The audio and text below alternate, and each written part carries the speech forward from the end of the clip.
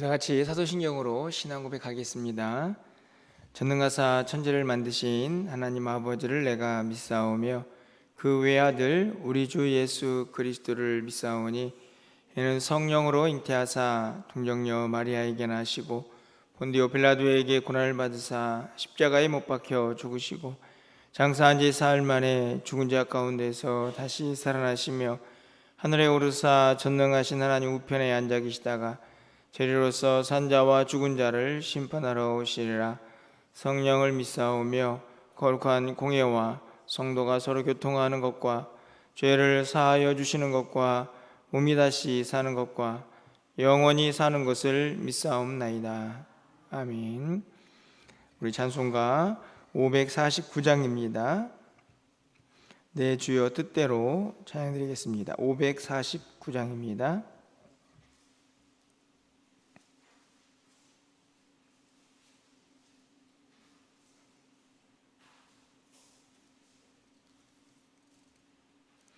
내 주여 뜻대로 행하시옵소서. 온 몸과 영혼이 다 주께 드리니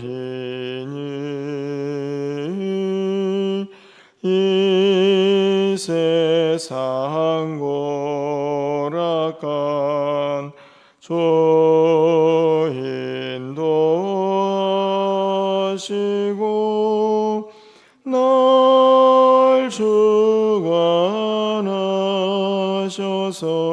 뜻대로 하소서. 내 주여 뜻대로 행하시옵소서. 큰 근심 중에도 낙심케 마소서. 주님도 때로는 울기도 하셨네. 날 주관하셔서 뜻대로 하소서. 내 주여 뜻대로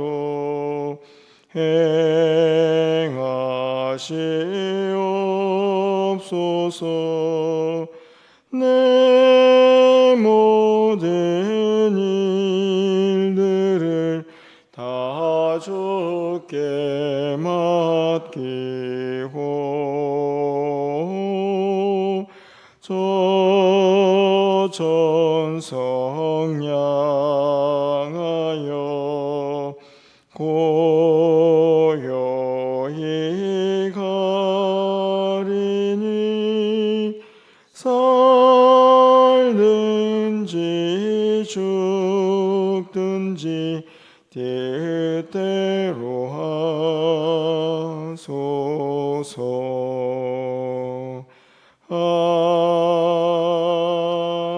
아멘. 오늘 하나님 말씀은 예레미야 27장입니다. 1절에서 11절까지의 말씀을 교독하겠습니다. 구약성경 1093쪽에 있습니다. 예레미야 27장 1절에서 11절까지의 말씀을 한 절씩 교독하고 마지막 11절은 함께 읽겠습니다.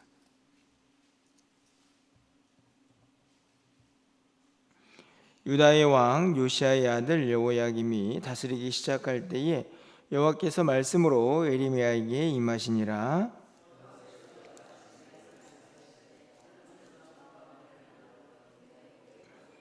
유다의 왕 시드기야를 보러 예루살렘에 온 사신들의 손에도 그것을 주어 에돔의 왕과 모압의 왕과 암몬 자손의 왕과 두로의 왕과 시돈의 왕에게 보내며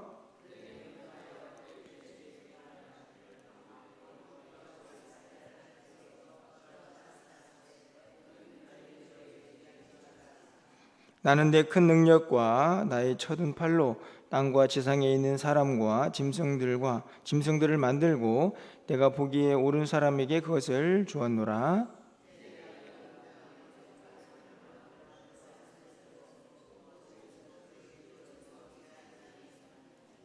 모든 나라가 그와 그의 아들과 손자를 그 땅에 기한 이르기까지 섬기리라. 또한 많은 나라들과 큰 왕들이 그 자신을 섬기리라.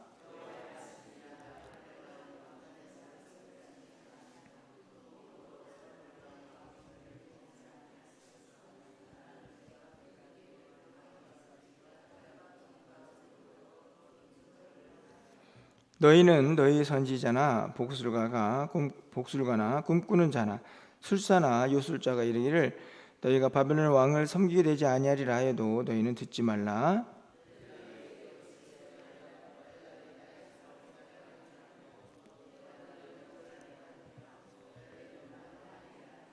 11절입니다.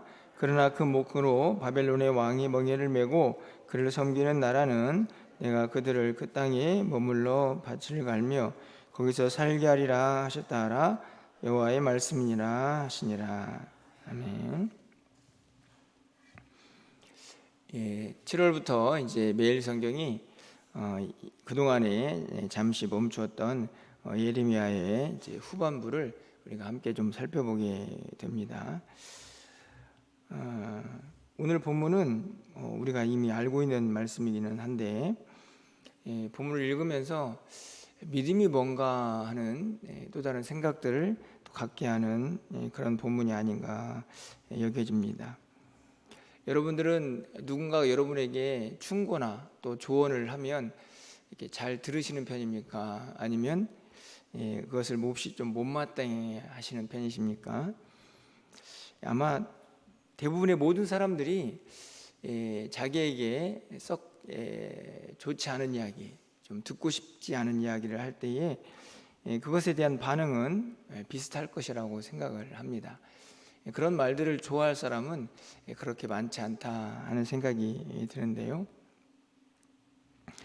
그런데 그 말이 만약에 자신을 향한 하나님의 뜻이라면 그것을 우리는 또 어떻게 받아들일 수 있을까 또 하는 그런 생각들을 하게 되는데, 오늘 이스라엘 백성들이 지금 그런 상황에 놓여져 있습니다.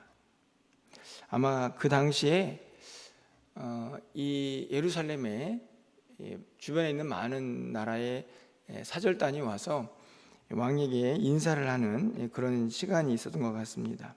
하나님께서 예레미야에게 말씀을 하셔서 줄과 또 멍에를 목에다 메고 가가지고 그 사절단에게 가서 당신들이 나중에 바벨론에게 이런 형편이 될 것이다 라는 사실을 그들이 섬기는 왕에게 가서 이야기하라, 이렇게 선지자를 통해서 하나님께서 말씀을 하십니다. 사실은 그 안에는 당연히 이스라엘도 포함이 되어 있겠죠. 쉽게 말하면 너희들은 앞으로 바벨론의 포로가 되어서 살게 될 거야 라는 사실을 인정하라 하는 것을 선지자를 통해서 말씀을 하고 있습니다. 충격적이죠. 뭐 나라가 잘 될 거야, 뭐 앞으로 큰 나라를 이룰 거야, 뭐 이런 좀 긍정적인 이야기를 들으면 얼마나 좋겠습니까? 그런데 하나님의 사람이라고 하는 선지자가 와서 나라가 망하고 결국에는 바벨론의 포로가 되어서 그렇게 사는 게 너희들에게는 맞는 거야, 이렇게 이야기를 하고 있으니 듣는 사람들이 얼마나 기가 막힐까 하는 생각이 듭니다. 이제 사실은 이제 이후에 펼쳐지는 말씀은 결국에는 이 말씀에 대한 여러 가지 이제 상황들, 반응들을 보게 되는데요.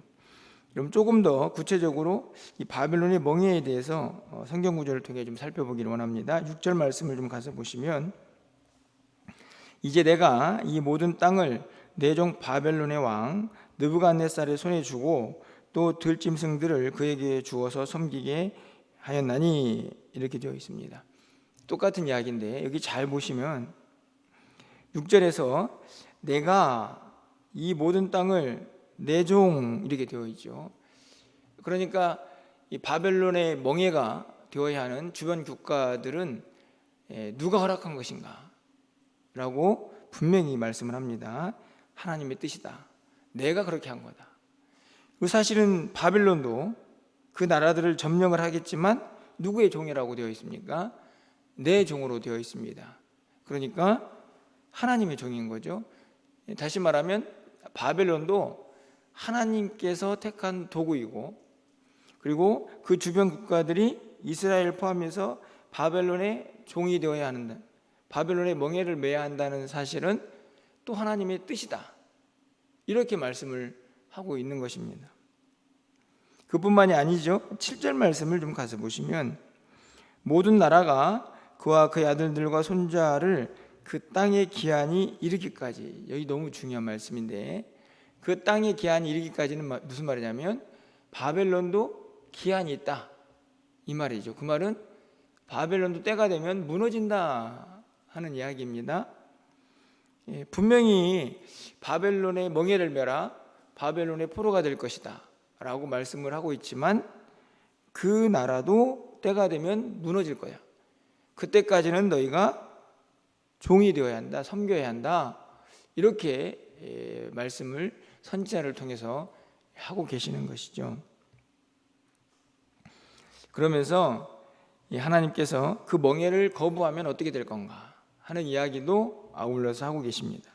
8절 말씀을 보니까 여호와의 말씀이니라 바벨론의 왕 느부갓네살을 섬기지 아니하며 그 목으로 바벨론의 왕의 멍에를 매지 아니하는 백성과 나라는 내가 그들이 멸망하기까지 칼과 기근과 전염병으로 그 민족을 벌하리라. 그러니까 바벨론의 멍에를 거부하면 그들의 포로가 되기를, 그들을 섬기기를 거부하는 사람은 하나님이 직접 처벌하시겠다. 너무 충격적이죠. 그러면 오히려 반대로, 그럼 바벨론의 멍에를 메고 바벨론을 섬기는 사람들은 어떻게 될 거냐? 11절 말씀을 보면 그러나 그 목으로 바벨론의 왕의 멍에를 메고 그를 섬기는 나라는 내가 그들을 그 땅에 머물러 밭을 갈며 거기서 살게 하리라. 산다는 얘기죠. 쉽게 말하면 바벨론의 멍에를 메고 바벨론을 섬기는 나라는 살 거고, 그렇지 않으면 다 죽을 거야.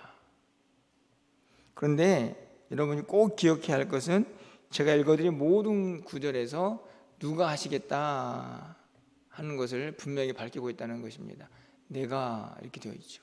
여기서 내가는 바로 하나님이십니다. 하나님께서 바벨론을 들어서 하나님께서 그 나라를 사용하시죠. 그래서 그 모든 주변에 있는 국가들을 점령케 하고, 그래서 그 나라들이 바벨론을 섬기면 살 것이고 그렇지 않으면 죽게 될 것이다 라는 사실을 하나님께서 하시겠다는 것입니다. 죽고 사는 것도 내가라고 되어 있습니다. 다 하나님의 뜻이다. 그럼 어떠신가요? 하나님의 뜻이다. 멍에를 메라, 고난 받아라. 쉽게 말하면 그렇게 말씀을 하신다면 여러분 어떻게 하시겠습니까? 얼마나 어려운 이야기입니까? 형통의 길, 좋은 길, 하나님의 복, 이런 걸 받아도 살기 버거운 세상인데 하나님께서 자꾸 고난을 이야기하신다면 과연 이 믿음 생활할 사람들이 얼마나 있을까 하는 생각이 들 만큼 어떻게 보면 굉장히 충격적인 이야기입니다. 사실은 우리가 이 땅을 살다 보면 단순히 고난은 아닐지라도 내가 생각했던 것과 하나님의 뜻이 일치하지 않을 수도 분명히 있는 것이죠. 나는 이 길을 가기를 원하지만 하나님께서는 그거 아니야, 내가 원하는 것은 이거야 라고 말씀하실 수도 있습니다. 그때마다 정말 그 간격을 극복할 수 있는 힘은 무엇입니까? 저는 그때 그렇게 하나님의 뜻과 우리의 뜻이 차이가 있을 때 정말 그때 드러나는 게 뭐냐면 우리가 믿음의 사람인가 하는 것이 드러날 것이라고 저는 확신합니다. 결국 믿음의 문제라는 말씀이죠. 하나님께서 고난을 말씀하시든 하나님께서 내가 원하지 않는 다른 길을 말씀을 하시든 그 말씀에 아멘 순종할 수 있는 사람은, 순종하지 못하는 사람은 그 차이는 결국 믿음의 차이다, 이렇게 말씀을 드릴 수 있습니다. 여러분 9절 말씀을 가서 보시면요, 결국 믿음의 문제인데, 너희는 너희 선지자나 복술가가 또 꿈꾸는 자나 술사나 요술자가 이르기를 너희가 바벨론의 왕을 섬기게 되지 아니하리라 하여도 듣지 말라. 이 말은 하나님의 뜻에 반대되는 이야기를 하는 사람들이 이제 등장을 할 거라는 말씀인데, 이런 소리를 듣지 않을 수가 없죠. 사실은 이런 소리를 들으면서 우리 안에 생겨나는 게 뭐냐면 의심입니다. 의심. 그렇죠. 어떤 의심입니까?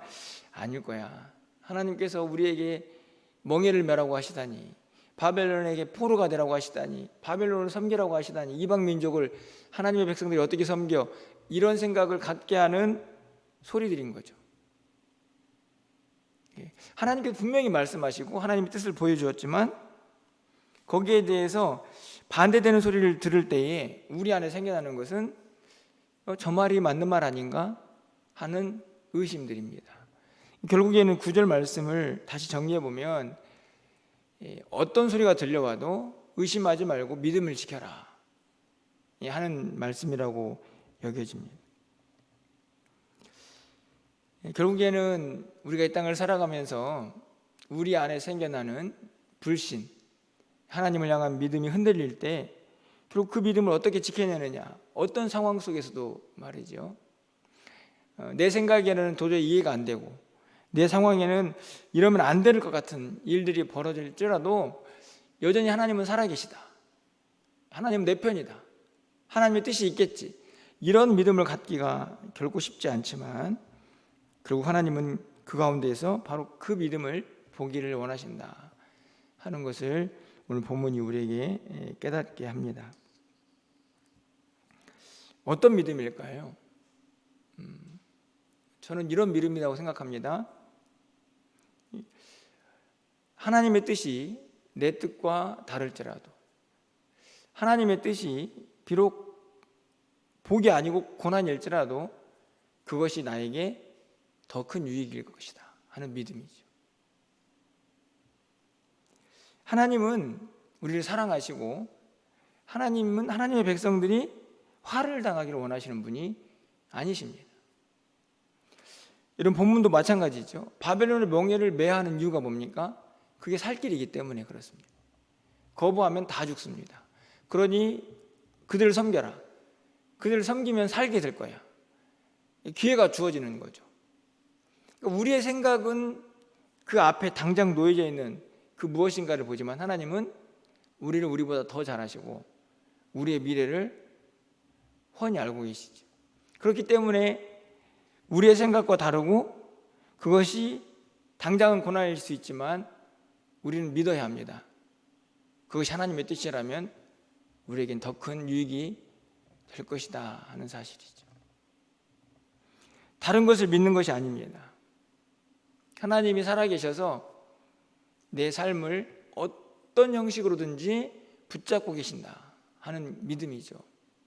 그것이 고난일지라도, 그것이 내 뜻과는 다른 뜻일지라도 하나님은 변함없이 나를 붙들고 계시고 나를 선한 길로 인도하실 것이다 라는 확신입니다. 여러분 어떠신가요? 여러분이 살아오면서 그런 믿음이 확실하게 자리를 잡고 계십니까? 어떤 상황에서도 그 믿음이 흔들리지 않고 계시나요? 사실은 참 쉽지 않다. 세상에서 벌어지는 이런저런 일들을 보고 또 내 상황 속에 펼쳐지는 여러 가지 모습들을 보면서 흔들림 없는 믿음을 붙잡기가 그렇게는 쉽지 않다 하는 생각들을 늘 갖고 있습니다. 하지만 오늘 본문에서 우리는 분명히 기억해야 할 것은 하나님은 여전히 우리와 함께 하시고 우리를 붙잡고 계신다 하는 사실입니다. 우리는 믿어야 합니다. 지금 당장 내 앞에 펼쳐져 있는 것이 내 뜻과는 다를지라도 그것이 하나님의 뜻이라면 그 길은 나에게 선한 길이다. 그것을 믿는다면 내 앞에 어떤 일이 펼쳐질지라도 하나님을 의지하고 한결같이 하나님을 붙들면서 그렇게 믿음의 길을 하나님 앞에 가는 그 순간까지 걸어갈 수 있지 않을까. 우리는 다시 한번 이 아침에 이 말씀을 깨닫게 되는 것입니다. 오늘도 새로운 날을 우리가 살게 될 텐데 간절히 바라기는 바벨론의 멍에 힘들고 어려운 일이지만 그것이 살 길이라면 그것을 매야 하는 것입니다. 그것이 하나님의 뜻이기 때문입니다. 간절히 바라기는 결국 그것이 그들에게 살 길이었다는 사실을 우리 모두가 알고 있듯이 하나님의 뜻이라면 그 어떤 것도 그 어떤 길도 믿음으로 가겠습니다 라고 하는 담대한 믿음의 고백으로 또 오늘 하루를 시작하면서 하나님과 동행하는 우리 모두의 삶이 될 수 있기를 주님의 이름으로 간절히 축원합니다. 기도하겠습니다. 사랑의 하나님, 우리의 믿음 없음을 하나님 용서하여 주시옵소서. 우리가 하나님을 오랜 시간 동안 믿고 또 하나님과 늘 동행한다고 생각하고 있지만 우리 앞에 펼쳐진 이런저런 고난과 또 내 생각과 다른 여러 가지 뜻들을 바라보면서 우리의 믿음이 흔들릴 때가 참 많이 있음을 고백합니다. 하나님 용서하여 주시고 한결같이 변함없이 가장 선한 길로 우리를 인도하시는 그 하나님을 신실하게 붙잡고 살아갈 수 있는 우리 모두가 되게 하여 주시옵소서. 오늘 한 날 그 믿음 가지고 하나님을 의지하며 하나님을 붙잡고 살아갈 수 있는 우리 모두가 되게 하여 주셔서 그 믿음 안에 역사하시는 하나님의 능력도 경험할 수 있도록 하나님 도와주시옵소서. 간절히 바라기는 우리의 믿음 없음을 용서하시고 우리 긍휼과 자비를 베풀어 주셔서 하나님 앞에 가는 그 순간까지 흔들림 없이 오직 주님만 바라보고 살아갈 수 있는 우리 모두가 되게 하여 주시옵소서. 우리 교회가 준비하고 있는 7월 8월의 여름 사역들을 하나님께서 기억하여 주셔서 큰 열매로 함께하여 주시고 그 일들을 통하여 우리 주일학교가 더욱더 성장해 갈 수 있도록 하나님께서 은총을 베풀어 주시옵소서.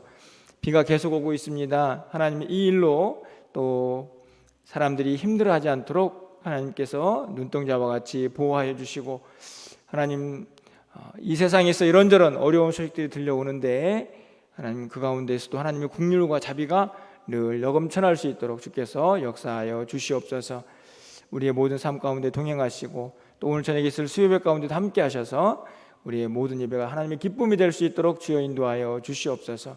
오늘 한날 우리의 모든 삶을 하나님께서 지켜주시고 우리를 반드시 선한 길로 인도해 주실 것을 믿고 확신하면서 주님과 동행하는 한 날 되기를 소망하옵고 우리 주 예수 그리스도의 이름으로 기도합나이다. 아멘.